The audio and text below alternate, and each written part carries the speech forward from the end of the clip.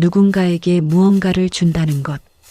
그것은 때로 기쁨이 되기도 하고 때로 망설임이 되기도 합니다. 주고 나서 마음이 편안할 때가 있는가 하면 문득 내가 너무 많이 준 것은 아닐까 하는 생각이 들 때도 있습니다. 말은 하지 않았지만 마음속에서는 이미 여러 번 계산을 해보았을지도 모르겠습니다. 오늘 하루를 떠올려 보셔도 좋겠습니다. 누군가의 부탁을 들어주었고, 시간을 내어주었고, 마음을 써주었습니다. 그 순간에는 별일 아닌 듯 지나갔지만 집으로 돌아오는 길에 문득 이런 생각이 스쳤을지도 모릅니다. 내가 너무 쉽게 내어준 것은 아닐까, 이만큼의 마음을 꼭 써야 했을까 하고 말입니다. 우리는 살면서 자연스럽게 저울질하게 됩니다. 내가 준 것과 받은 것, 그 균형에 대해 생각하게 되지요. 베풀었다는 사실보다 남은 마음의 무게가 더 크게 느껴질 때도 있습니다. 그래서 베풀문 언제나 선한 일임에도 불구하고 마음 한편에서는 늘 손해라는 단어와 나란히 서 있게 됩니다. 정약용은 오랜 세월 이것을 깊이 생각했습니다. 베푼다는 것은 무엇인가? 나눈다는 것은 무엇을 의미하는가? 그리고 그는 깨달았습니다. 우리가 잃는다고 생각하는 순간 실은 더 큰 무언가를 얻고 있다는 것을 말입니다. 다만 그 얻음은 즉시 손에 잡히지 않기에 우리는 그것을 놓치고 지나치기 쉽다는 사실 또한 함께 말입니다. 오늘은 정약용의 지혜를 통해 베풀매의 진짜 의미를 조용히 생각해보는 시간을 가져보려 합니다. 무엇을 주었는지가 아니라 무엇이 남았는지를 돌아보는 시간입니다. 강진으로 유배된 지 얼마 지나지 않았을 무렵이었습니다. 정약용의 거처는 크지 않았고 생활은 검소했습니다. 하루를 버티는 일부터가 일이던 시절이었습니다. 그럼에도 그의 방 앞에는 사람의 발걸음이 끊이지 않았습니다. 그를 배우고 싶다는 이들이었고 억울한 사연을 안고 온 이들이었으며 때로는 그저 말을 건네고 싶은 사람들이었습니다. 선생님, 이 글은 어떻게 읽어야 합니까? 젊은 제자가 조심스럽게 묻습니다. 정약용은 잠시 붓을 내려놓고 종이를 들여다봅니다. 그에게는 이미 써야 할 글이 있었고 미뤄둔 생각도 많았습니다. 그렇다고 제자의 질문을 흘려보내지는 않았습니다. 이 글은 소리를 먼저 보지 말고 뜻을 먼저 보아야 하네. 짧은 말이었지만 제자는 고개를 끄덕이며 다시 종이를 바라봅니다. 그 한마디를 위해 정약용의 시간은 잠시 멈춥니다. 이런 순간이 하루에도 여러 번 반복되었습니다. 밤이 깊어지면 방 안은 다시 조용해졌습니다. 그제야 그는 자신의 처지를 돌아보았을 것입니다. 도움을 주는 사람처럼 보였지만 사실 그는 도움을 받아야 할 사람이었습니다. 유배지에서의 삶은 늘 불안했고 앞날은 알 수 없었습니다. 그런데도 그는 사람을 내치지 않았습니다. 이쯤에서 우리는 이런 생각을 하게 됩니다. 저렇게까지 해야 했을까? 조금은 자신을 위해 아껴도 되지 않았을까? 정약용 역시 그런 마음을 전혀 느끼지 않았다고 말할 수는 없을 것입니다. 실제로 그는 가족에게 보낸 편지에서 생활의 공공함을 숨기지 않았습니다. 아들들에게 보낸 글에는 이런 마음이 담겨 있습니다. 먹을 것과 입을 것이 넉넉지 않으며 몸도 예전 같지 않다는 이야기. 아버지로서 미안함이 묻어나는 문장들이었습니다. 그러나 그 편지들에는 원망이 많지 않습니다. 대신 이런 당부가 이어집니다. 사람답게 살아야 한다는 말, 배운 것을 삶에서 쓰라는 말, 이익보다 마음의 바름을 먼저 살피라는 말입니다. 자신은 궁핍한 처지에 있으면서도 자식들에게는 마음의 넉넉함을 먼저 이야기합니다. 그는 목민심서에서 관리가 백성을 대할 때의 태도를 이렇게 적습니다. 백성의 어려움을 외면하지 말 것, 작은 이익에 마음을 팔지 말 것, 힘 있는 자보다 힘없는 자의 사정을 먼저 들을 것. 이 글은 관직에 있을 때만을 위한 말이 아니었습니다. 유배지에서의 그의 삶과도 그대로 이어져 있었습니다. 사람을 돕는 일은 늘 아름답게만 그려지지만 실제로는 그렇지 않습니다. 도와주고 나면 피곤해지고 반복되면 부담이 됩니다. 정약용 역시 그런 피로를 느꼈을 것입니다. 그럼에도 그는 도움을 끊는 쪽이 아니라 자신의 마음을 다스리는 쪽을 택했습니다. 내가 무엇을 잃었는가? 그는 아마 이렇게 스스로에게 물었을지도 모릅니다. 돈과 시간은 줄었을지 모릅니다. 그러나 사람을 외면하지 않았다는 사실, 스스로를 인색한 사람으로 만들지 않았다는 감각은 남아 있었습니다. 그 감각이 그를 다시 붓 앞으로 데려왔을 것입니다. 이 장면은 특별한 미담이 아닙니다. 오히려 우리에게 익숙한 장면입니다. 가족에게, 이웃에게, 누군가에게 마음을 써주고 나서 혼자 남았을 때 드는 묘한 허탈함. 그래도 그렇게 하지 않으면 마음이 더 불편해지는 경험. 정약용의 삶에는 그런 순간들이 고스란히 담겨 있습니다. 그는 베풀어서 위대해진 것이 아니라 베풀지 않으려 애쓰지 않았기에 끝내 자신을 잃지 않았던 사람처럼 보입니다. 그것이 그가 유배지에서도 무너지지 않았던 이유였을지도 모릅니다. 사람을 돕고 돌아서는 길에 마음이 늘 가벼운 것은 아니었습니다. 정약용 역시 그랬을 것입니다. 누군가의 사정을 들어주고 글 한 줄을 써주고 시간을 내어주고 나서 문득 이런 생각이 스쳤을지도 모릅니다. 내가 너무 깊이 관여한 것은 아닐까? 이 마음의 피로는 어디서 오는 것일까? 유배지의 하루는 길고 조용했습니다. 낮에는 바람 소리만 들리고 밤이 되면 생각이 더 또렷해졌을 것입니다. 그 시간 속에서 그는 아들들에게 편지를 씁니다. 학문 이야기만 적지 않았습니다. 삶을 견디며 생긴 마음의 흔적을 그대로 옮긴 글들이었습니다. 얘야, 남을 도와주고 나서 마음이 불편해질 때가 있거든. 그 마음을 모른 척하지 말아라. 그는 이렇게 말을 건네듯 적습니다. 괜히 나는 옳다는 생각으로 눌러두면 그 마음은 더 무거워진다. 편지는 가르침이면서도 혼잣말에 가까웠습니다. 마치 아들에게 말하지만 동시에 자신에게 들려주는 말처럼 보입니다. 그는 이어서 이렇게 씁니다. 베풀었는데 서운한 마음이 드는 것은 부끄러운 일이 아니다. 다만 그 서운함을 키우지 않는 것이 중요하다. 정약용은 이 감정의 정체를 잘 알고 있었습니다. 심경 밀엄에서 그는 마음이 상하는 순간을 세세하게 기록합니다. 화가 나서가 아니라 기대가 있었기 때문에 마음이 흔들린다는 사실을 말입니다.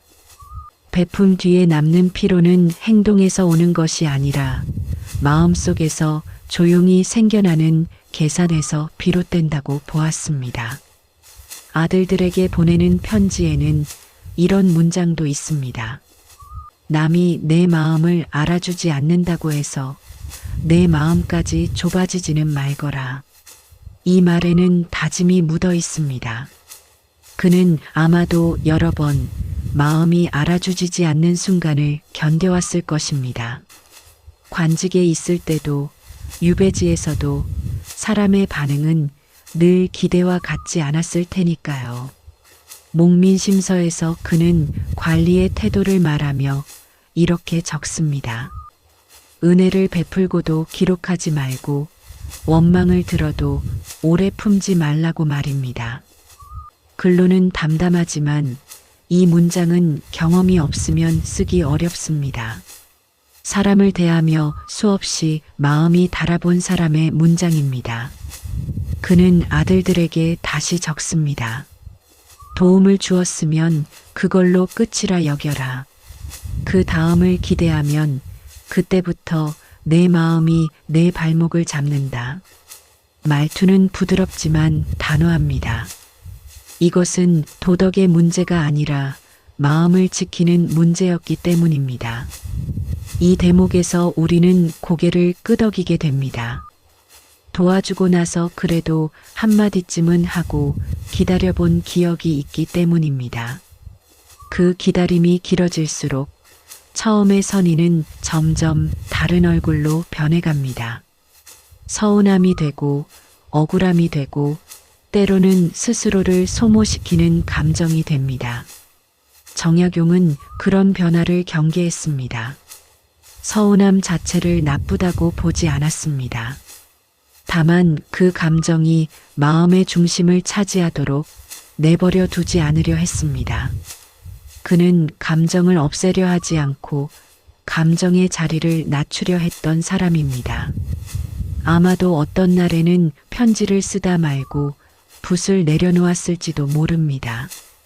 마음이 따라주지 않는 날도 있었을 것입니다.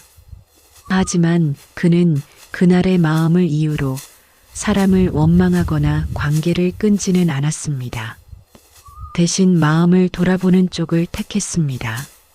정약용의 글과 편지를 따라 읽다 보면 그는 베풀매 대가로 감사보다 침묵을 더 자주 받았던 사람처럼 보입니다. 그럼에도 그는 이렇게 적습니다. 침묵이 돌아온다 해도 내 마음까지 메마르게 두지는 말아라. 이 문장은 아들을 향한 말이면서 동시에 자신을 다독이는 말처럼 들립니다. 그래서 그의 글은 멀게 느껴지지 않습니다. 높은 자리에서 내려다본 말이 아니라 같은 자리에서 건네는 말이기 때문입니다. 그는 완벽하게 서운함을 이겨낸 사람이 아니었습니다. 다만 서운함이 마음을 오래 차지하지 않도록 애썼던 사람이었습니다. 그 태도가 그의 글에 남아있고 지금 우리에게까지 전해집니다. 그래서 우리는 그의 이야기를 들으며 이렇게 생각하게 됩니다. 아, 나도 그랬다. 이 마음 이해가 간다. 정약용이 사람을 대하는 태도에서 한 가지 분명한 점이 있다면 그는 늘 마음의 선을 스스로에게 먼저 그어두었다는 것입니다. 누구에게나 다정했지만 누구에게나 자신을 맡기지는 않았습니다. 베풀되 휩쓸리지 않으려 했고 가까이 하되 기대에 매이지 않으려 했습니다. 관직에 있을 때의 기록을 보면 이 태도는 더욱 분명해집니다. 그는 백성을 대할 때 누구보다 성실했습니다.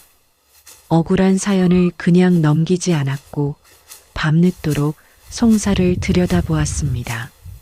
흠음신서에 남아있는 사건 기록들은 차갑고 이성적인 문장으로 보이지만 그 이면에는 사람의 사정을 끝까지 놓지 않으려는 마음이 담겨 있습니다. 하지만 그는 감정에 휘둘리지 않으려 애썼습니다. 어떤 날은 백성의 눈물을 보고 마음이 흔들렸을 것입니다. 또 어떤 날은 부당한 요구에 속이 상했을지도 모릅니다. 그럴 때마다 그는 스스로에게 이렇게 물었던 사람입니다. 이 마음은 연민인가 아니면 흔들림인가? 정약용은 연민과 흔들림을 구분하려 했습니다. 연민은 사람을 살리지만 흔들림은 자신을 소모시킨다는 것을 알고 있었기 때문입니다. 그래서 그는 도움을 주되 그 도움에 자신의 감정을 과도하게 실어보내지 않으려 했습니다. 감정이 과해질수록 베풀문 곧 피로로 바뀐다는 것을 경험으로 알고 있었습니다. 목민심서에는 이런 대목이 나옵니다. 관리가 백성을 위한다는 명분으로 자신의 분노와 감정을 앞세우지 말라는 내용입니다. 겉으로 보면 냉정해 보일 수 있지만 이는 마음을 지키기 위한 태도였습니다. 정약용에게 냉정함은 차가움이 아니라 오래가기 위한 선택이었습니다. 그는 제자들을 대할 때도 마찬가지였습니다. 다산초당을 찾은 젊은 제자들은 그에게 많은 질문을 던졌습니다. 삶의 길, 학문의 방향, 세상에 대한 분노까지도 쏟아냈을 것입니다. 그는 성심껏 답했지만 모든 질문에 감정까지 얹어주지는 않았습니다. 대신 생각할 여지를 남겨두었습니다. 내가 대신 살아줄 수는 없다. 그가 직접 이렇게 말했는지는 알 수 없지만 그의 태도는 늘 그 문장에 가까웠습니다. 가르치되 대신 결정해주지 않았고 도와주되 책임까지 짊어지지 않았습니다. 그 선이 있었기에 그는 오래 사람 곁에 머물 수 있었습니다. 이 지점에서 우리는 다시 우리 자신을 떠올리게 됩니다. 누군가의 이야기를 들어주다 보면 어느 순간부터 그 문제를 내가 해결해야 할 것처럼 느껴질 때가 있습니다. 거절하지 못해 시간을 내주고 마음을 써주고 그러다 보면 어느새 피로가 쌓입니다. 그리고 그 피로의 끝에는 묘한 서운함이 남습니다. 정약용은 이런 마음의 흐름을 이미 알고 있었습니다. 그래서 그는 베풀매의 크기를 조절하려 한 것이 아니라 마음이 얹히는 방식을 조절하려 했습니다.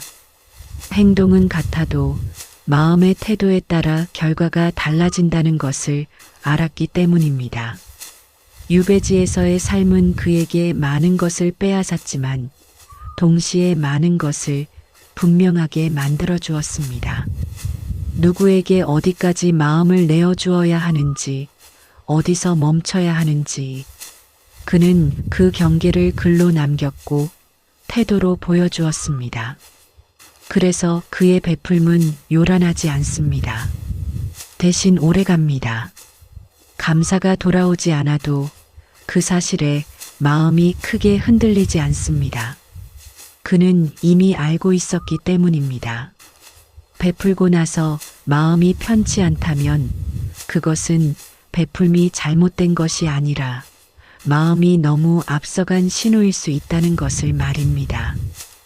이 장면들을 따라가다 보면 정약용은 우리에게 이렇게 묻는 듯합니다. 당신은 지금 무엇을 베풀고 있는가? 그리고 그 베품 위에 어떤 마음을 얹고 있는가? 이 질문은 조용하지만 오래 남습니다. 답을 서두르지 않아도 괜찮습니다. 다만 한 번쯤은 자신의 마음이 어디까지 가고 있는지 돌아보게 만듭니다. 정약용이 베풀물 다시 생각하게 된 계기는 유배지에서 맞은 어느 겨울 무렵의 일이었습니다. 다산초당으로 찾아온 한 사람이 있었습니다. 먼 길을 걸어온 흔적이 옷에 그대로 남아 있었고 말투에는 조심스러움과 간절함이 섞여 있었습니다. 그는 도움을 청하러 왔습니다. 먹고 살 길이 막막하다며 글을 써달라고 했습니다. 관직에서 물러난 정약용의 이름이라면 아직도 통할 것이라 믿은 것이지요. 정약용은 그를 맞이해 자리에 앉혔습니다. 따뜻한 물을 내주고 사정을 끝까지 들었습니다. 이야기는 길었고 듣는 사람의 마음을 움직일 만한 구석이 많았습니다. 예전에 그였다면 아마도 서둘러 붓을 들었을지도 모릅니다. 그러나 그날의 그는 잠시 말을 멈췄습니다.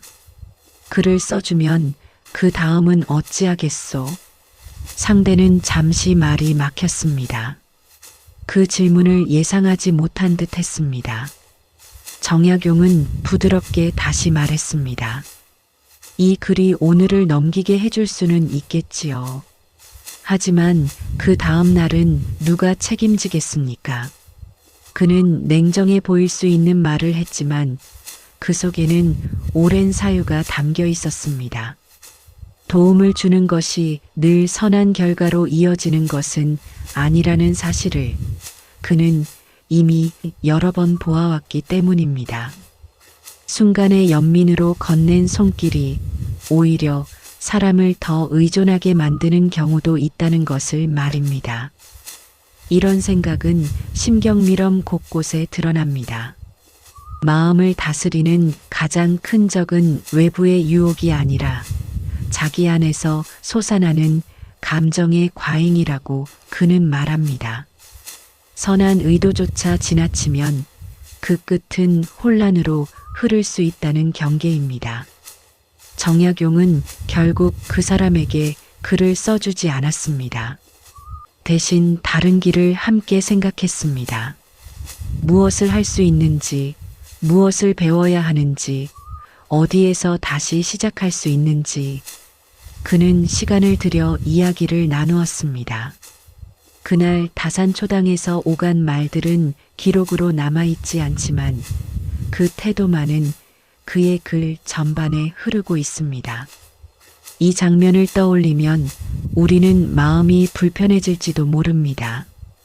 도움을 요청하는 사람에게 거절을 건네는 일이 과연 옳은가 하는 질문이 떠오르기 때문입니다. 그러나 정약용은 이렇게 생각했던 듯합니다. 거절하지 못해주는 도움보다 함께 버틸 수 있게 하는 말 한마디가 더 오래 남을 수 있다고 말입니다. 그는 자식들에게 보낸 편지에서도 이 점을 분명히 했습니다. 사람의 어려움을 보고 마음이 먼저 흔들리면 내 마음이 먼저 다친다. 이 문장은 그가 아들들에게 자주 되풀이하던 뜻이었습니다. 베푸는 마음을 가지되 자기 마음의 바닥을 잃지 말라는 당부였습니다. 살다 보면 우리는 이런 상황을 자주 마주합니다.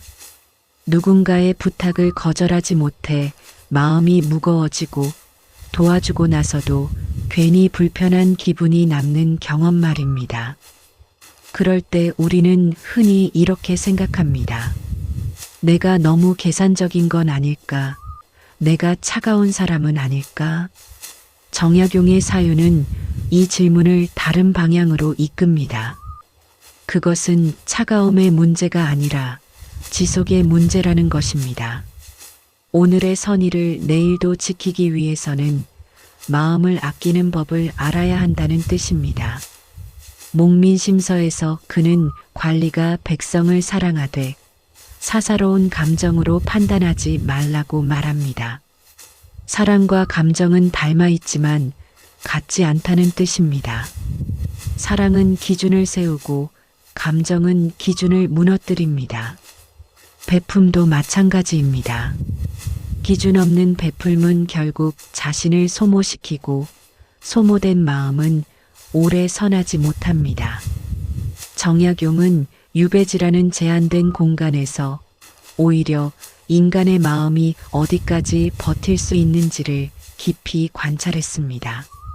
무엇을 주어야 하고 무엇을 남겨야 하는지 그는 그 경계를 배웠고 글로 남겼습니다. 이 장을 지나며 우리는 알게 됩니다. 베풀미 우리를 지치게 만드는 순간은 주어서가 아니라 스스로를 지키지 못했을 때라는 것을 말입니다. 정약용은 그 사실을 자신의 삶으로 조용히 증명해 보였습니다. 정약용이 관직에 있던 시절 그는 사람들 사이에서 베풀기를 주저하지 않는 관리로 알려져 있었습니다. 하지만 그 베풀문 우리가 흔히 떠올리는 넉넉한 인심과는 조금 달랐습니다. 그는 쉽게 주지 않았고 쉽게 약속하지 않았습니다. 대신 오래 지켰습니다. 그것이 백성을 대하는 그의 방식이었습니다. 목민심서를 들여다보면 다산이 반복해서 강조하는 말이 나옵니다. 관리의 마음이 먼저 흐트러지면 그 다음은 반드시 백성의 삶이 흔들린다는 말입니다. 그는 한 번 내린 결정이 누군가의 하루가 아니라 그 집안의 계절을 바꿀 수 있다는 사실을 늘 의식하고 있었습니다. 어느 고을에 흉년이 들었을 때의 기록이 전해집니다. 곡식이 모자라니 곳곳에서 도움을 청하는 목소리가 쏟아졌습니다. 모두가 급했고 모두가 절박했습니다. 그때 정약용은 곡식을 한 번에 풀지 않았습니다. 사람들은 수군거렸습니다. 너무 냉정한 것 아니냐고, 이럴 때 쓰라고 있는 곡식 아니냐고 말입니다. 그러나 그는 차분히 말했습니다. 지금 다 풀면 다음 달엔 무엇으로 버티겠소? 그는 하루의 고통보다 계절의 생존을 보았습니다. 오늘의 눈물을 닦아주는 일과 내일의 굶주림을 막는 일 사이에서 그는 늘 후자를 선택했습니다. 그 선택은 인기 없는 선택이었고 욕을 먹는 선택이었습니다. 하지만 시간이 지나자 사람들은 알게 되었습니다. 그 고을은 끝까지 버텼고 굶어 죽는 사람이 나오지 않았다는 사실을 말입니다. 이 대목에서 우리는 묻게 됩니다. 왜 이런 베풀문 늘 오해를 받는가? 왜 오래가는 배려는 당장의 친절보다 덜 고맙게 느껴지는가 하는 질문입니다. 정약용은 이 질문에 이렇게 답한 듯합니다. 사람의 마음은 현재에 머물러 있고 책임은 미래를 향해 있기 때문이라고 말입니다. 그는 자식들에게도 같은 말을 전했습니다. 사람의 칭찬을 조차 베풀면 그날은 편할지 모르나 내일이 괴롭다. 이 문장은 단순한 훈계가 아니라 그의 삶에서 길어올린 조언이었습니다. 베풀미란 결국 누구의 마음을 편하게 하려는가의 문제라는 뜻이었습니다. 우리 역시 비슷한 순간을 살아갑니다. 누군가에게 기대 이상의 것을 내어주고 나서 마음이 텅 빈 느낌이 들 때가 있습니다. 그때 우리는 상대를 원망하기보다 스스로에게 묻게 됩니다. 내가 왜 여기까지 했을까? 왜 멈추지 못했을까? 정약용의 사유는 이 질문을 다시 돌려줍니다. 그 베풀미 정말 상대를 위한 것이었는지 아니면 거절하지 못하는 자신의 마음을 달래기 위한 것이었는지를 돌아보라고 말입니다. 베풀문 상대에게 향해 있지만 그 출발점은 언제나 자기 마음입니다. 심경 밀엄에서 그는 마음이 흔들릴 때 먼저 그 이유를 살피라고 말합니다. 흔들림을 없애려 하지 말고 어디서 시작되었는지를 보라는 것입니다. 베풀고 난 뒤의 피로도 마찬가지입니다. 그것은 상대의 요구가 커서가 아니라 내 마음의 경계가 흐려졌다는 신호일 수 있습니다. 정약용은 베풀물 멈추지 않았습니다. 다만 방식과 마음가짐을 끊임없이 다듬었습니다. 그는 주되 자신을 잃지 않는 법을 배우려 했습니다. 그것이 관리로서의 책임이었고 한 인간으로서의 생존이었습니다. 이 장을 지나며 우리는 알게 됩니다. 진짜 손해는 주어서 생기는 것이 아니라 기준 없이 주다, 스스로를 소진하는 데서 비롯된다는 사실을 말입니다. 정약용은 그 경계를 분명히 보았고 우리에게도 그 눈을 남겨주었습니다. 정약용이 말년에 이르러 자주 되뇌던 말이 있습니다. 사람은 무엇을 얻었는지를 오래 기억하지만 무엇을 잃지 않았는지는 쉽게 잊는다는 말이었습니다. 베풀매 대해서도 그는 같은 생각을 품고 있었습니다. 우리는 주고 나서 남은 것을 계산하지만 지켜낸 마음에 대해서는 좀처럼 돌아보지 않는다는 것이지요. 유배 생활의 끝자락, 다사는 점점 사람을 덜 만났습니다. 세상과 등을 치기 위해서가 아니라 마음의 소모를 가늠하기 위해서였습니다. 그에게 찾아오는 이들은 여전히 있었고 부탁도 끊이지 않았습니다. 그러나 그는 예전처럼 모두를 맞이하지 않았습니다. 만나야 할 사람과 거리를 두어야 할 사람을 분명히 나누었습니다. 그것은 냉담함이 아니라 오래 살아남기 위한 선택이었습니다. 그는 제자들에게 이런 말을 남겼습니다. 마음을 다 쓰면 다시 쓸 것이 없다. 짧은 말이지만 그 속에는 긴 세월의 체험이 담겨 있었습니다. 베풀고 남은 피로 사람을 살피다 지친 밤, 혼자 남아 마음을 추슬러야 했던 수많은 순간들이 이 한 문장으로 압축되어 있었습니다. 경세유표에서 다사는 제도의 핵심을 이렇게 설명합니다. 사람을 움직이는 것은 규칙이 아니라 그 규칙을 지키는 사람의 지속성이라고 말입니다. 아무리 좋은 뜻도 오래 이어지지 않으면 무너진다는 것을 그는 누구보다 잘 알고 있었습니다. 베품 역시 마찬가지였습니다. 잠깐의 희생보다 오래 지킬 수 있는 나눔이 더 중요하다는 깨달음이었습니다. 우리는 흔히 베푸는 사람을 떠올릴 때 늘 희생하는 모습을 상상합니다. 참고 내어주고 자신을 뒤로 미루는 모습 말입니다. 그러나 정약용이 보여준 모습은 조금 달랐습니다. 그는 스스로를 돌보지 못하는 베풀음을 경계했습니다. 그런 베풀음은 결국 원망으로 변하고 관계를 망가뜨린다고 보았기 때문입니다. 살아가며 우리는 비슷한 갈림길에 서게 됩니다. 이 정도는 내가 참으면 되지, 이쯤은 내가 양보하면 되지, 그렇게 마음을 내어주다 보면 어느 순간 이런 생각이 듭니다. 왜 나는 늘 지쳐 있을까? 왜 베풀었는데 마음은 편하지 않을까? 정약용의 사유는 그 질문에 조용히 답합니다. 그것은 베풀음의 양이 아니라 마음의 방향 때문이라고 말입니다. 상대를 향해 열려 있으면서도 자신에게는 닫혀 있었던 순간들, 그 틈에서 마음은 서서히 말라갔다는 것입니다. 그는 말년에 이르러 이렇게 정리했습니다. 진짜 손해는 잃는 데서 생기지 않고 스스로를 소진하는 데서 비롯된다고 말입니다.